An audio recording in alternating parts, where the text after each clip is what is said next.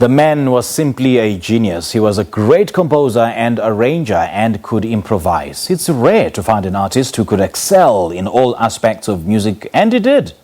This is how jazz stalwart Makhoy Mkhubata describes the late composer and producer Moses Molelekwa.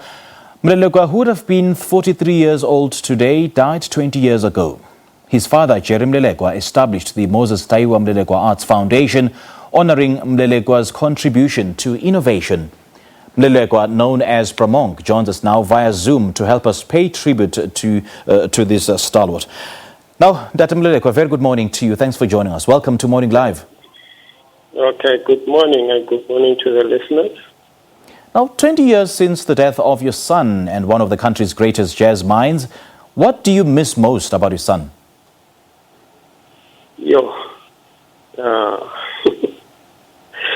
There's a lot that I'm missing. I'm missing the time when I was raising him up. And I'm missing going to his shows, I attended a lot of his shows there at Kipis, but the most important was the first show that they had with the late Teddy Pekani himself and Sly Lotta. That was the first at his gig, I believe. There in Jamison's, there was a place called Jamison's in Commissioner Street. Yeah, but then I think he's all over me almost every day, as I come here to teach the other kids, I see him in every little kid that I try to introduce to music, Now, at what point did you realize your son was actually talented? I mean, what did you see in him? I didn't see anything, I just had the thought that, if you want kids to excel in anything, they must start early.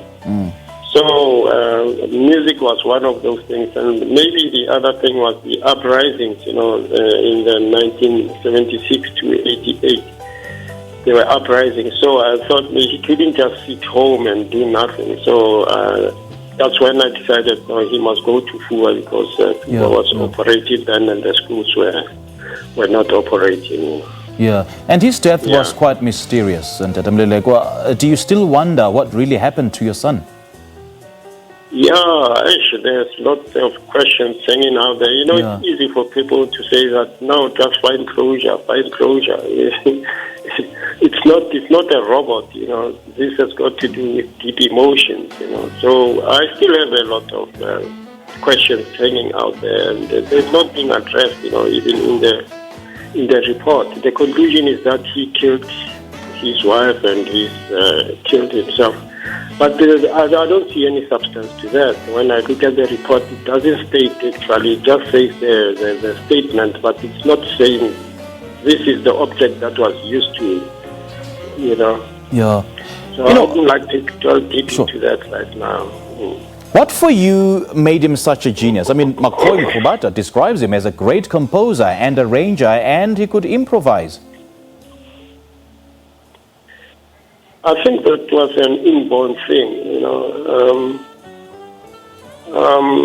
He just happened to have been exposed to this, and then the thing, himself and the music, they got together, and they were great friends, So I think it is a God-given thing. And also when I look at the exposure he had on the media, I think he had a lot of media coverage, and it was just something else, I think a lot of things that were happening to him were not very normal. Yeah. All right, and Dr. Molelekwa, great chatting to you, man. Thank you so much for sharing your reflections and, just reflecting on the legacy of Moses Molelekwa. We thank you for your time. Okay, thank you. Helping us pay tribute to one of the country's greatest keyboard players, composer and producer, Moses Taiwa Molelekwa. That was his father, Jerry Molelekwa, known as Bramonk. It's been 20 years since the death of Molelekwa. He would have turned 43 this year.